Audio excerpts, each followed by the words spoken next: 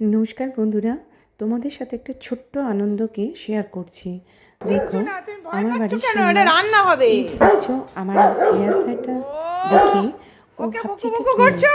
দেখে তার চাপ রান্না হবে, এতে রান্না হবে। কিছু দেখো, তাই তোমাদের সাথে শেয়ার করলাম। এটা দুদিন আগেই অনেক তোলা ছিল, তোমাদের সাথে শেয়ার করব করে হয়ে উঠছিল না। আর তার মধ্যেই এরকম একটা সুপ্রিম কোর্টের রায়, এগুলো শোনার পর মন ভীষণই খারাপ। তো দেখো, আমার যেটুকুনি আমি পারবো সেটুকুনি তো আমাকে করতে হবে। আমিও প্রতিবাদী হয়ে উঠেছি সকলের সাথে সাথে, কিন্তু আমি সেটা কিভাবে বোঝাবো, কাকে বোঝাবো, আমি চেষ্টা করছি আমার বার্তাটা সকল বন্ধুদের মধ্যে পৌঁছানো। সবাই প্রতিবাদী হয়ে ওঠো, সবাই একজোট না হলে তো হবে না। এরা সত্যি খুব বিশ্বাসযোগ্য।